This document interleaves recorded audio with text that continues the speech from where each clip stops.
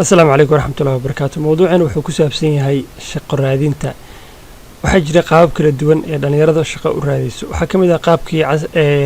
kamid ah qaabka aan isla naqaanay ee traditionalka ah ee ahaa in CV la diyaarsado la tago shirkadaha ama goobaha shaqooyinka laga helo. Balse adduunka uu horumaraya oo markii dambaysa waxaa imaanaya tiknoolajiyad casri ah oo fududeynaysa shaqo raadinta ama nooc walba oo nolosha ka mid ah. sidaas darteed waxaa jira applicationka loo yaqaano LinkedIn ama websiteka loo yaqaano LinkedIn oo ay leedahay shirkadda Facebooka. LinkedIn wuxuu kuu fududeynayaa inaad ka dhaxelayso shaqo kasta oo bannaan haddii ahaan lahay shaqooyinka gudaha ee dalka ka jira ama shaqooyinka dibadda internationalka oo qaab online ama offline baad uga shaqayn karto. marka kuma ballan qaadayo oo kuma dhahayo shaqo hebel ku jirto oo ay bannaan tahay gal, laakiin waxaan ku ballan qaadayaa in aad ka heli karto marka aad iska diiwaan geliso shaqo kasta oo bannaan adigoo uu ku raadinayo magaca shaqada shirkadda iyo weliba title-ka shirkadda markaas aad raadinayso. sidaas darteed LinkedIn faa'iido fara badan oo aan halkan kusoo koobi karin ayuu leeyahay. marka ugu horeysa waxaan isla eegi doonaa LinkedIn websiteka ama applicationka LinkedIn sida la isaga diiwaan geliyay arki doonaa. kadib waxaan gudaha u gali doonaa LinkedIn iyo sida uu shaqeeyo. marka ugu horeysa waxaan tagayaa Google Chrome-ka. waxaan Google Chrome-ka qaybta Google ku qori doonaa LinkedIn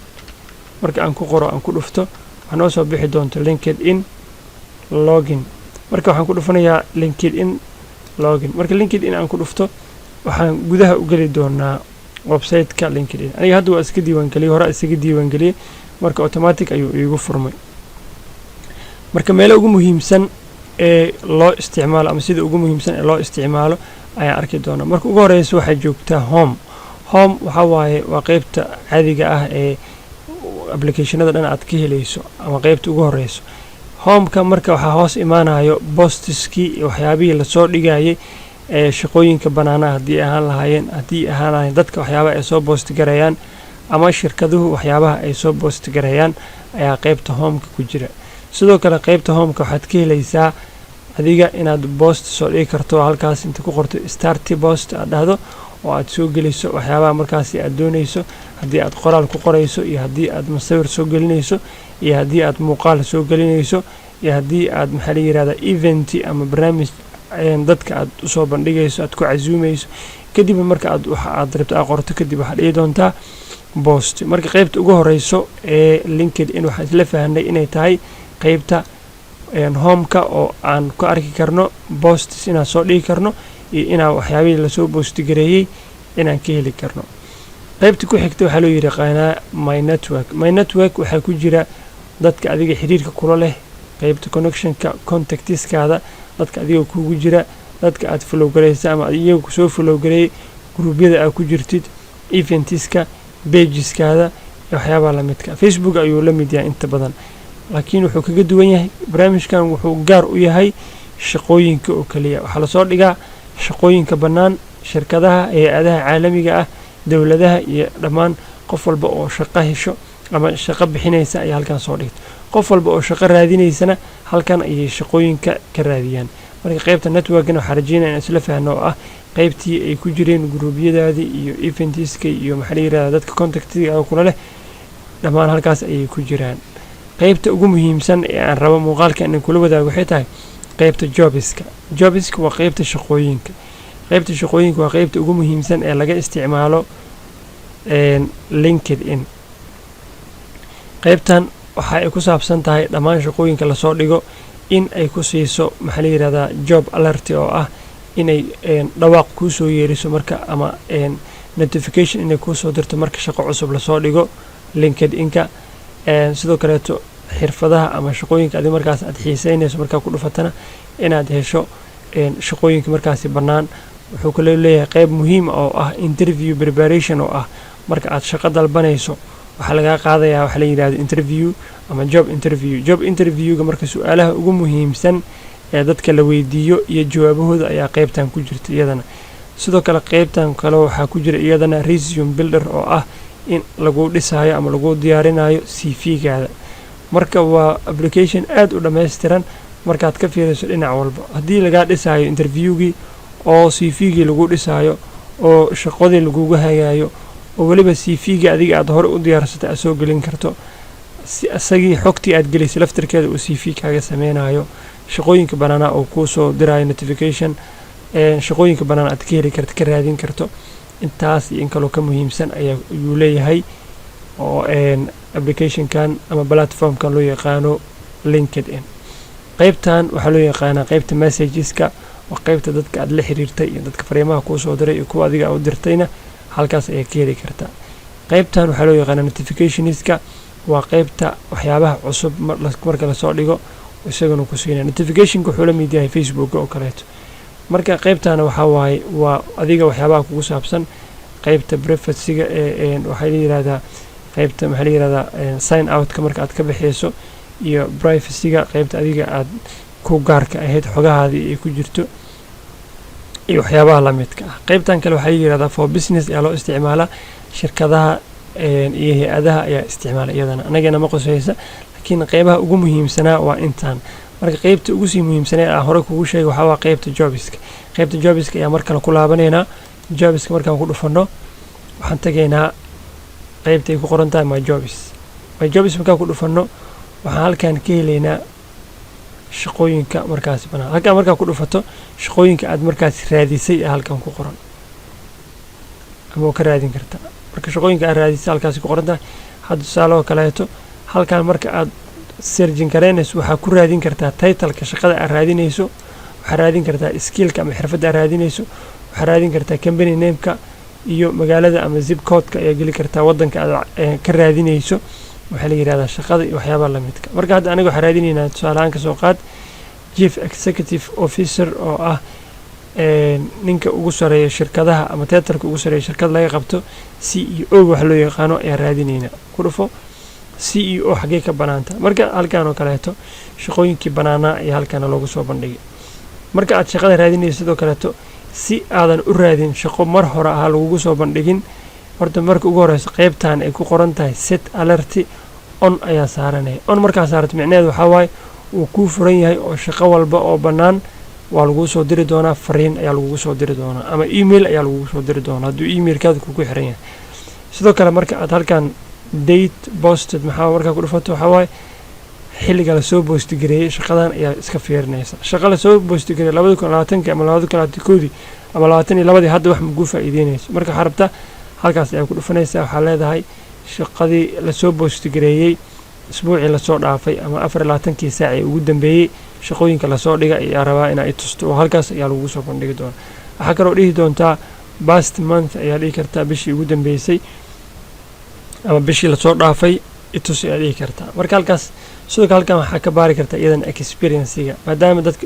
isku khibrad ahayn halkaas ayaa ka raadinaysa internship ayaa ka heli kartaa oo ah shaqo volunteer aad ku shaqayn karto waxaa ka heli kartaa entry level ayaa heli kartaa dhammaan nooc walba oo shaqooyinka ayaa halkaas ka heli kartaa qaybtan kambaniyada ayaa iyadana ka raadin kartaa oo marka aad rabto kambani hebel inaad magaciisa halkaas geliso si aad markaasi u raadiso waxaan rajeynaya inaa fahmin halkan waxaa waaye job type nooca shaqada aad rabtana halkan ayaa ka raadin kartaa hadday tahay full time iyo part time iyadana halkaas ayaan ka raadin kartaa markaad hadda full time ku dhuftay waxaa noo soo baxday show 7 result 7 result ayaa noo soo baxday marka waa 7 meel ama 7 shaqo full time ayaa la heli karaa marka aad rabto sidoo kaleeto inaad shaqo online lagu shaqeynaa aad raadiso qaybtan on site ayaa iyaduna ka raadin kartaa sidoo kale waxaa jirto easy apply waxaa waaye inaad si fudud u apply karaysa ama iyadana si fudud shaqooyinkaas aad u codsan karto iyaduna halkan ayaa iyaduna ka apply karayn karta marka guud ahaan qaybta waxaa rajeynayaa sirjinka inaan isla fahnay aan ku laabano mar kale qaybtii jobiska job alert isla fahnay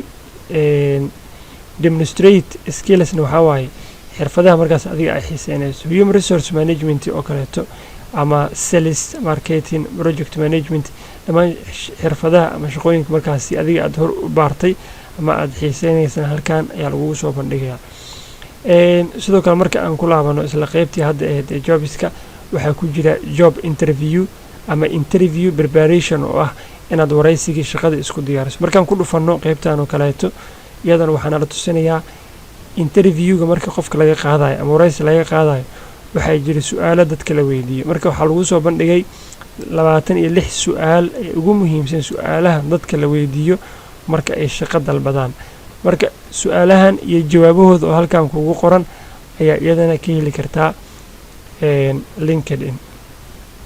marka su'aasha ugu horeyso tell me about yourself what is your greatest strength waxyaaba ugu wanaagsan waxyaaba ugu xoogan oo aad ku xoogantahay waxyaaba ugu wanaagsan aad ku xoogantahay noo sheeg waxyaaba aad ku liidato noo sheeg waxay tahay sababta aan ku shaqaaleysiinayno maxaad rabtaa sababta aad u doonayso maxay tahay inaad halkan ka shaqeyso su'aalaha ugu adag ee tough questionska ah ee halkan lagugu weydiinaya answerskoodana iyadana halkan ayaa ka heli kartaa qaab sambal ah ayaa lagugu diyaariyay iyadana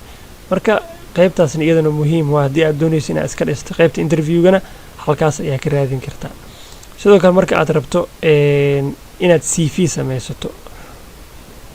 barnaamijkan wuxuu cajiib ku yahay inuu isagana kuu diyaarinayo CV qaybtan ay ku qoran tahay resume builder waa qaybta diyaarisa CV-yada ama resume-ka diyaarisa markaan ku dhufanno oo aan dhahno resume builder laba option la siinaa ama laba fursadana la siinaa labada xabana la siinaa waxaa waa midda koowaad create from profile-kii aad diyaarsatay ee aad marka aad soo galisay LinkedIn markaa samaysanaysay xogaa gelisay maahan magacaada taleefankaada jaamacadii aad ka soo baxday xirfadahaadii skillska aleeda waxyaabahaas oo dhan ayaa gelisay marka si waxyaabahaasi aad gelisay CV lagaaga sameeyo waxaa leedahay create my profile iga sameeyaa leedahay sidoo kale waxaad dhihi kartaa inaad soo upload gareyso ama aad soo geliso CV hore kugu diyaarsanay oo PDF ah ayaa isagana soo gelin kartaa marka aad CV-gaada ku dhex diyaarsato LinkedIn waxaa kuu fududaanaysa shaqo walba oo lasoo dhigo LinkedIn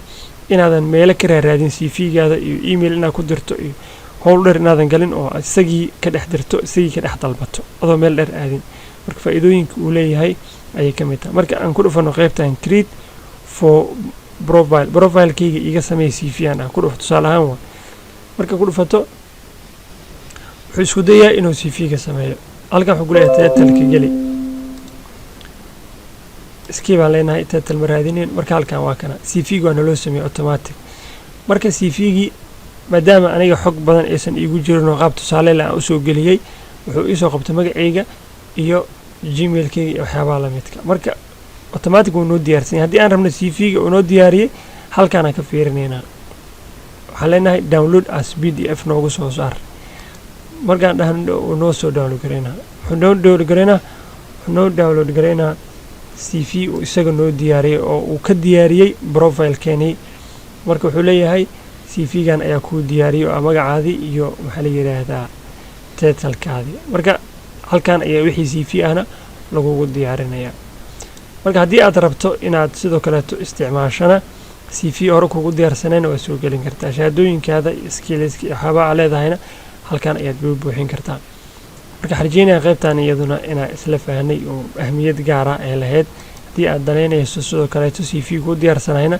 waad soo gelin kartaa qaybtan oo kaleeto wuxuu leeyahay iyadana job seeker guidance oo ah dadka shaqaraadiyaasha ah inay hagaan oo waxaa ku jira casharo iyo barnaamijyo kale oo dhiirigelin la xiriira qaabka shaqooyinka loo raadi iyo xirfadaha qofka laga rabay waxyaabahaas ku jira iyadana muuqaalkan aan fiirino most resumes are pretty bad. Some of them are really bad. If you feel like yours might be one of these, don't beat yourself. qaybtan waxay ii hagtaa dadka shaqaraadiyaasha ah ama dadka shaqooyinka baarbaara halkaas ayaa laga siinayaa qaabka ay u horumarin karaan CV-gooda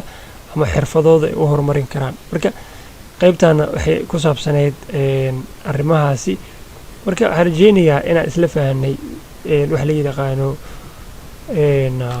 LinkedIn iyo sida uu u shaqeeyay ahmiyadda uu lahaa guud ahaan intaas ayaan rabaa muuqaalkaas inaan ku soo koobo waxaan idinkaga tegayaa sidaa nabadgelyo wasalaamu calaykum waraxmatullaahi wabarakaatu